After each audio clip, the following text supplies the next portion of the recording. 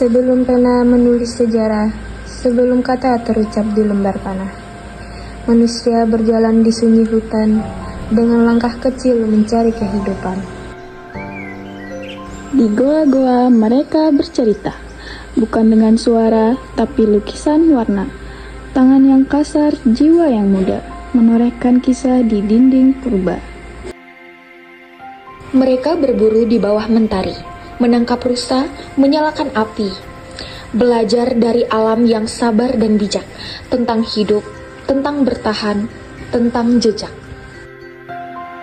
Waktu yang terus berputar, mereka pun berubah. Dari pengembara menjadi petani ramah. Menanam harapan di ladang subur, menempa logam, membangun makmur. Tak ada tulisan, tak ada nama, namun warisan mereka tetap terjaga. Dalam tanah, dalam batu, dalam darah, mereka adalah awal, kita adalah arah. Di pagi sejarah yang masih berembun, terdengar bisik dari masa yang lembun. Saat angin India berhembus pelan, membawa ajaran suci ke tanah impian. Di bumi Nusantara, bijak menyambut, hati terbuka, budaya bertaut. Lalu berdirilah Borobudur megah. Batu demi batu menutur kisah tentang Buddha, tentang damai, tentang langkah manusia menuju terang yang nyata. Tak jauh darinya, Prambanan menjulang, memuja Trimurti dengan kasih yang gemilang.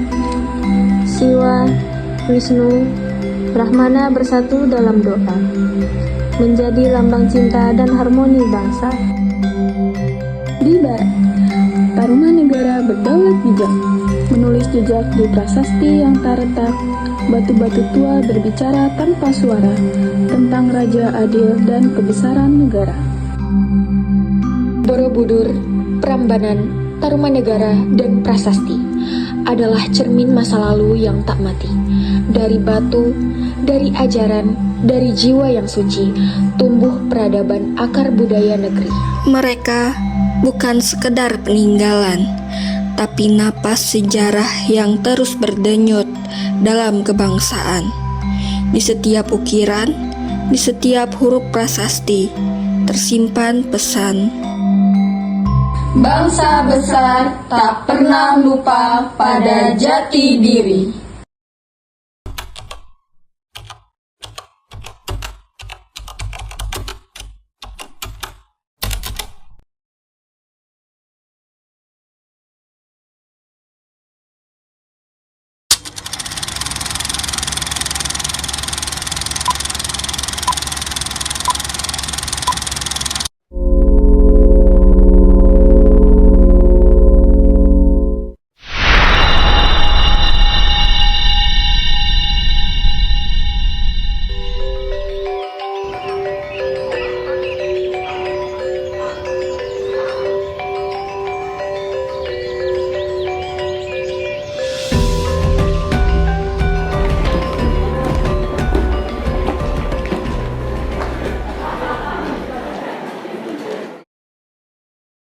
Aduh, tugas video sejarahnya harus dikumpul besok nih. Temanya itu perkembangan kehidupan dan masuknya Hindu-Buddha ke Indonesia. Gimana dong ini?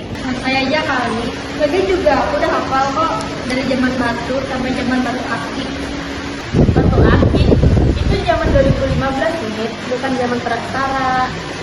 Tapi bener juga sih, dulu batu juga penting kan buat alat. Ya ampun, fokus dong. Jadi gimana? Ini loh videonya. Gimana kalau gini aja? Si Alicia jadi manusia purba ya. Terus kita jadi turis yang ngajarin Alicia agama Hindu sama Buddha. Gimana? Haha, wah itu mah bakal jadi sejarah parodi. Tapi seru juga sih.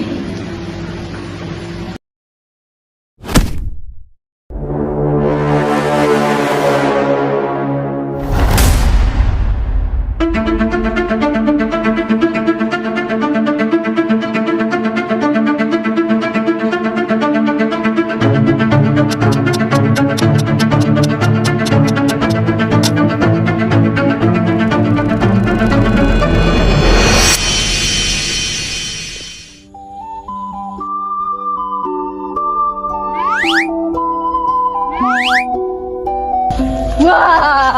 Aku manusia purba yang suka makan singkong. Manusia purba itu belum makan singkong, Sya. Iya, mereka masih berburu dan meramu, belum bercocok tanam. Nah, setelah itu ada masa bercocok tanam, terus berkembang jadi masa perundagian. Masa perundagian itu masa orang-orang yang suka jualan undangan kan? Ya bukan, Sya. Masa perundagian itu orang udah bisa bikin alat dari logam dan punya keahlian. Iya, semacam tukang logam pada zaman dulu.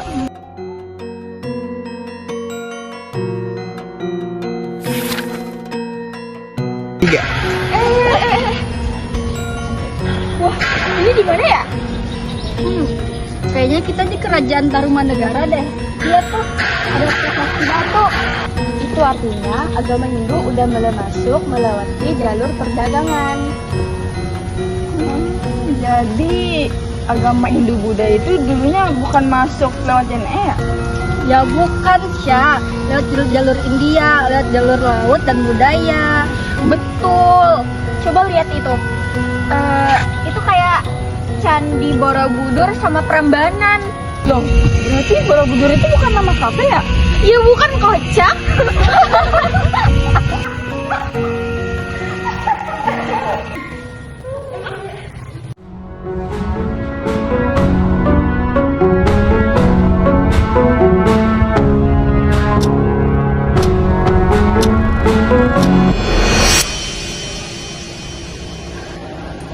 Wah, ternyata sejarah gak begitu bosan ya kalau ngebawainnya dengan cara lucu begini. Ya sih, lucu juga. Asal nggak kebanyakan salah kayak Alicia. Hei, tetap bikin suasana jadi damai kan? Tapi bener juga tahu, kalau nggak ada Alicia mah hambar sejarahnya. Jadi teman-teman, sebelum masuknya pengaruh Hindu dan Buddha itu ke Indonesia, masyarakat Indonesia itu telah mengalami perkembangan kehidupan yang panjang dan bertahap. Perjalanan ini berlangsung sejak masa praaksara, yaitu masa ketika manusia itu belum mengenal tulisan. Walaupun belum mengenal sistem tulisan, masyarakat Indonesia kala itu sudah menunjukkan kemampuan berpikir, berkreasi, dan beradaptasi dengan lingkungan sekitarnya.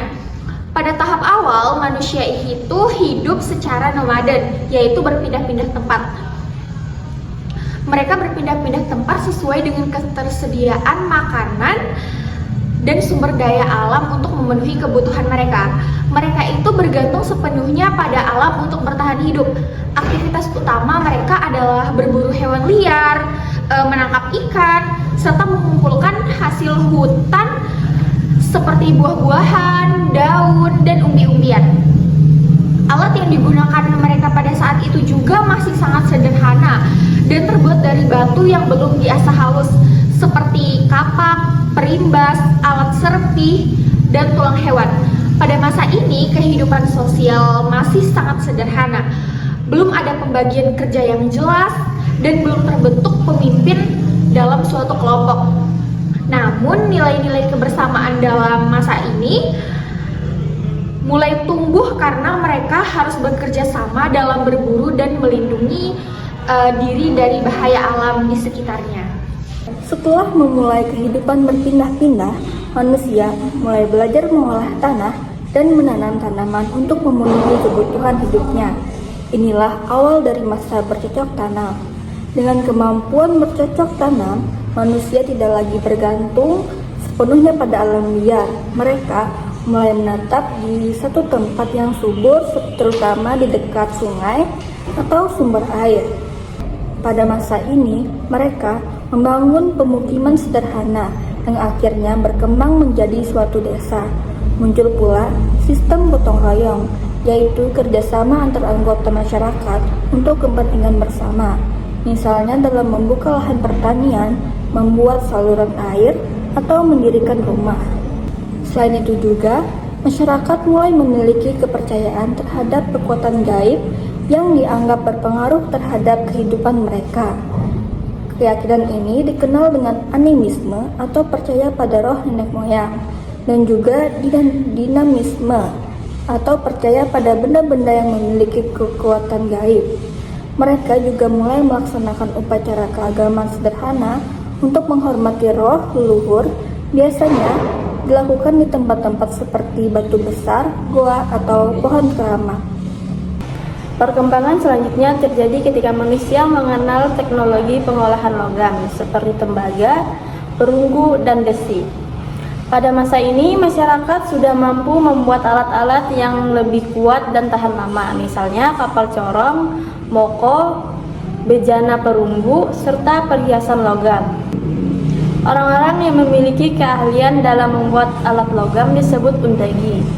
Dan karena itulah masa ini dinamakan masa perundagian. Kehidupan masyarakat semakin kompleks dengan adanya pembagian kerja, seperti petani, pemburu, perajin, dan pemimpin kelompok. Struktur sosial mulai terbentuk dan muncul pemimpin masyarakat atau kepala suku yang berperan mengatur kehidupan bersama. Pada masa ini pula, kegiatan perdagangan antar wilayah mulai berkembang. Hal ini terjadi karena setiap wilayah memiliki hasil alam dan keahlian yang berbeda. Perdagangan dilakukan secara barter, yaitu saling menukar barang tanpa menggunakan uang. Hubungan antar wilayah inilah yang kelak membuka jalan bagi masuknya pengaruh luar ke Indonesia. Jadi, sekitar abad ke-1 Masehi, wilayah Nusantara mulai berhubungan dengan bangsa India dan Cina melalui jalur perdagangan internasional. Letak Indonesia yang strategis yaitu di antara dua jalur pelayaran besar yaitu India dan Cina. Menjadikannya sebagai tempat persinggahan para pedagang, awalnya hubungan ini bersifat ekonomis. Tetapi lambat laun berkembang menjadi hubungan budaya dan keagamaan. Para pedagang dan pendeta India membawa serta ajaran agama Hindu-Buddha serta kebudayaan India seperti sistem pemerintahan, kesusastraan, seni arsitektur, dan bahasa Sanskerta. Selanjutnya, penyebaran agama dan kebudayaan Hindu-Buddha di Indonesia terjadi secara damai dan bertahap.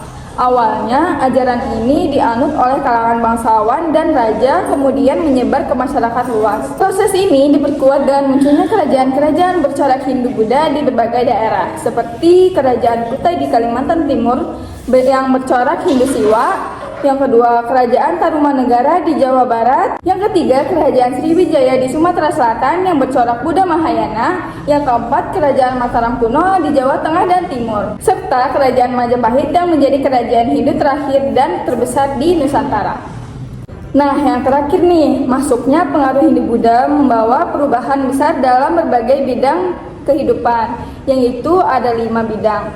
Yang pertama, bidang politik. Muncul sistem kerajaan dengan raja sebagai pemimpin tertinggi yang dianggap sebagai penjelmaan dewa atau dewa raja. Yang kedua, bidang sosial. Masyarakat mulai mengenal sistem kasta seperti di India, meskipun dalam praktiknya tidak seketat di tanah asalnya. Yang ketiga, bidang ekonomi. Perdagangan semakin berkembang karena hubungan dengan antara kerajaan-kerajaan di Nusantara dan India semakin erat. Yang keempat, bidang kebudayaan dan seni. Berkembangnya seni arsitektur seperti candi, seni pahat, serta karya sastra seperti kitab Ramayana dan Mahabharata. Nah, yang terakhir, bidang agama dan kepercayaan. Muncul perpaduan antara kepercayaan asli Indonesia dengan ajaran Hindu-Buddha, sehingga lahirlah bentuk keagamaan yang khas Nusantara.